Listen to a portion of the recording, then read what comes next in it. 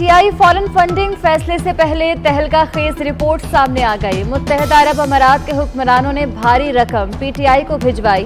बरतानिया में खैरात के लिए कराए गए मैचेस से हासिल होने वाली रकम वोटन क्रिकेट कंपनी की तरफ से मुंतकिल की गई। अब राज ग्रुप के आरिफ नकवी ने $21 लाख मुंतकिल किए। पीटीआई सरबराह इमरान खान चंदा मिलने की तस्दीक कर चुके। आरिफ नकवी ने भी रकम की मुंतकिली का एतराफ किया, जबकि यूएई के हुक्मरानों ने वजाहत नहीं दी।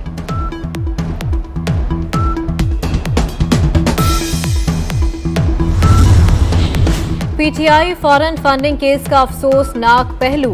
फंड रेजिंग के लिए क्रिकेट टूर्नामेंट के सिलसिले में पेशावर और फैसलाबाद जैसे तारीखी शहरों की बेइज्जती की गई। दोनों शहरों के नाम के साथ बेहुदा अल्फाज जोड़े गए जो गाली के जुमरे में आते हैं।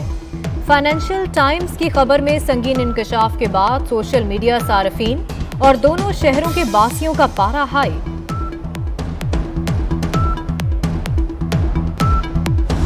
इलेक्शन कमीशन अभी तक उसके बारे में कोई फैसला नहीं कर रही। क्यों खामोशी इख्तियार की जा रही? फॉरेन फंडिंग केस आया, इसराइल से और हिंदुस्तान से पैसे लिए, फुल कोर्ट नहीं बनाया कि जज छुट्टी पे है। जुडिशियल कॉन्फ्रेंस इसीलिए बुलाई कि जज छुट्टी पे। नवाज शरीफ के खिलाफ तो एक पानामा केस आता है और इकामा पे जाकर कोर्ट उनको नाअहल करार देती है। मैं तो ऐसे जजों को, ऐसे जर्नलों को, ऐसे ब्यूरोक्रेट्स को वाज़ेह तौर पर कहना चाहता हूं कि अगर आपने सियासत करनी है तो फिर इदारे हुकूमत इस्तेमाल करो, इस्तीफा देकर मैदान में आओ, हम तुम्हारे औकात देखते हैं। ये पाकिस्तान अवाम का है, किसी एक इदारे के किसी लाडले के लिए नहीं बना, इस मुल्क के अवाम के लिए बना है। पाकिस्तान किसी एक लाडले के लिए नहीं बना, कोई हमारा बाप बनने की कोशिश ना करे। मौलाना फजलुर रहमान के ललकार। बोले सियासत करनी है तो सियासत के मैदान में आओ, बाहर से पत्थर मत फेंको, आ जाओ मैदान में, तुम्हें अपनी हैसियत का पता लग जाएगा। इदारे को इस्तेमाल मत करो। इमरान खान ने फॉरेन फंडिंग में इसराइल और भारत से पैसा लिया।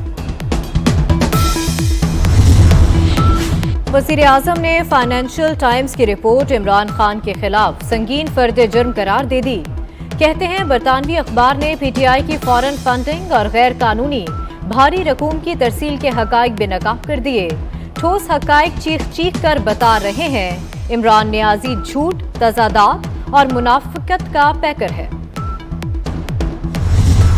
8 साल से फॉरेन फंडिंग केस जो है पीटीआई का, वो इलेक्शन कमीशन में जेर समाअत है। पीटीआई के खिलाफ फॉरेन फंडिंग का मामला है। पीटीआई ने ये कोशिश की कि ये मामला ना चल सके। अपनी हुकूमत के दौरान सियासी दबाव भी डाला, इस मामले को रोकने की कोशिश की, हुकूमती दबाव भी डाला, इलेक्शन कमीशन पर दबाव भी डाला। जो बाहर से रिमिटेंस आई है, जो दूसरे ममालिक से पैसा आया है, उसका रिकॉर्ड है। पीटीआई ने खुद कह दी हमें इस अकाउंट का इल्म नहीं था। पार्टी के सदर अकाउंट चलाते हैं, अकाउंट का इल्म पीटीआई को नहीं है। पाकिस्तान के अवाम का हक है उनको पता चले इमरान खान किससे पैसे लेते रहा और पीटीआई किससे पैसे लेकर इस मुल्क में सियासत कर रही है।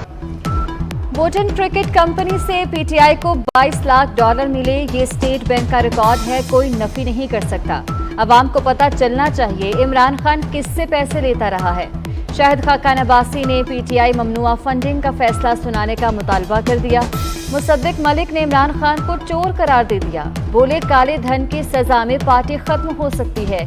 आरिफ नकवी ने ऑक्सफोर्डशायर में वोटन क्लब बनाया। क्रिकेट मैच में इमरान खान को मेहमान खुसूसी बनाया। क्रिकेट टीम्स के नाम पाकिस्तानी अवाम की तज़हीक थे। क्रिकेट टीम जिसके चीफ गेस्ट वहाँ पे इमरान खान साहब थे, उस कंपनी का, उस क्रिकेट टीम का नाम था पेशावर परवर्ट्स, और दूसरी कंपनी का नाम था फैसलाबाद फदमकर्स। ये भी छोड़ता हूँ मैं, इस पे तो मैं तबसरा ही नहीं करता। यानी पाकिस्तान के अवाम, पाकिस्तान के शहरों में बसने वाले लोगों की तज़हीक का जो भी तरीक़ाकार उन गोरों के सामने, अंग्रेज़ों के सामने अपनाया जा सकता था ताकि वो ठट्ठा लगाएं, ताकि वो वहाँ पे हंसे ये नाम सुन सुन के, वो नाम रखे गए उन क्रिकेट टीमों के। वोटन क्रिकेट क्लब से रकम मकामी बैंक में आई। पीटीआई रहनुमा फरूख हबीब ने तस्लीम कर लिया। साथ ही ये इल्जाम भी लगाया कि आरिफ नकवी ने नवाज शरीफ के डिनर की मेजबानी की। इसका जवाब भी दें, सबका फैसला एक साथ होगा। फवाद चौधरी कहते हैं तीनों जमातों की फंडिंग केस का फैसला इकट्ठा आना चाहिए।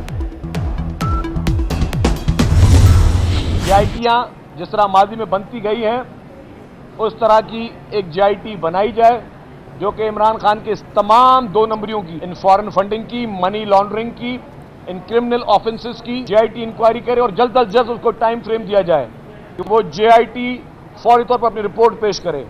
तब तक अगर आप उसको गिरफ्तार नहीं करते तो कम से कम उसका नाम ECL पे डालें।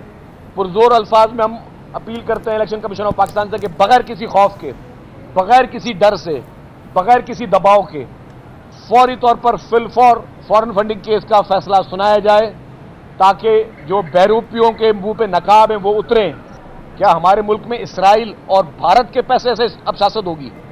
डूब मरने का मुकाम है जैसे लोगों पर, शख्सों पे। इस मुल्क में लाडला इज्म का फौरी तौर पर खात्मा होना चाहिए। मैं कह रहा हूं कि आज उसूली तौर पर PTI का जनाजा निकल चुका है इस रिपोर्ट के बाद। क्या पाकिस्तान में इसराइल और भारत के पैसे से सियासत होगी? मुल्क में लाडलापन खत्म होना चाहिए। इमरान खान बहरूपिया है, इसके चेहरे से मास्क उतरना चाहिए। वजीर इत्तलात से नशरजिल मेमन ने इमरान खान का नाम ECL में डालने का मुतालबा कर दिया। कहा वफाक चाहे तो इमरान खान को गिरफ्तार कर सकता है।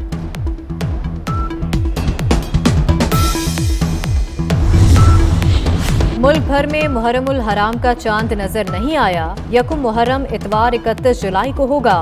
मरकजी रुयत हिलाल कमेटी के सरबरा मौलाना अब्दुल खबीर आजाद ने ऐलान कर दिया यौम आशूर 9 अगस्त को होगा। जुडिशल कमीशन के इजलास में क्या हुआ? तनाज़ा शिद्दत इख्तियार कर गया। जस्टिस काजी फायज ईसा के बाद जस्टिस तारिक मसूद का भी चीफ जस्टिस को खत। जस्टिस तारिक मसूद ने जस्टिस काजी फायज ईसा के मौक़िफ़ की तायद की, जिसके बाद जुडिशल कमीशन के चेयरमैन चीफ जस्टिस उमरता बंदयाल की हिदायत पर इजलास की ऑडियो रिकॉर्डिंग जारी कर दी गई। ऑडियो रिकॉर्डिंग के मुताबिक अटॉर्नी जनरल अशतर औसाफ ने इजलास मौखर करने की बात की। जस्टिस काजी फायज ईसा की गुफ्तगू के दौरान चीफ जस्टिस ने इजलास खत्म कर दिया। PTI के सुल्तान खान स्पीकर पंजाब असम्बली मुंतखब। मुस्लिम लीग नून के सैफुल मलूक खोखर को शिकस्त। सुल्तान खान ने 185 वोट हासिल किए। सैफुल मलूक खोखर को 175 वोट मिले। नून लीग ने स्पीकर के इंतखाब में धांधली का इल्जाम लगा दिया।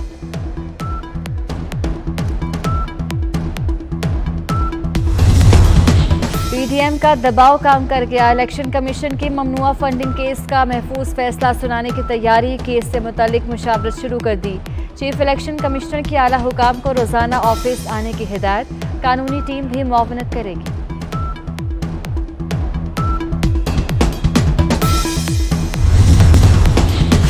अब की बार कौमी असम्बली के 11 हलकों में दंगल लगेगा। इलेक्शन कमीशन ने PTI के 11 अरकान को डीनोटिफाई कर दिया। अली मोहम्मद खान, फरूख हबीब, फजल मोहम्मद, शौकत अली के नाम शामिल। शीरी मजारी और शानदाना गुजार को भी डीनोटिफाई कर दिया गया। फखर जमान खान, अब्दुल शकूर शाद, एजाज शाह, अकरम चीमा, जमील अहमद खान की नशिस्त भी खाली करार। स्पीकर कौमी असम्बली ने 11 PTI अरकान के इस्तीफे मंजूर किए थे।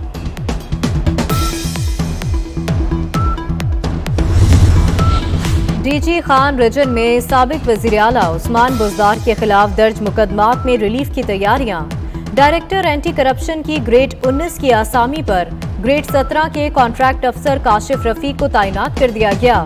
DG anti corruption Asadullah Khan ने तैनाती के अहकामात जारी किए।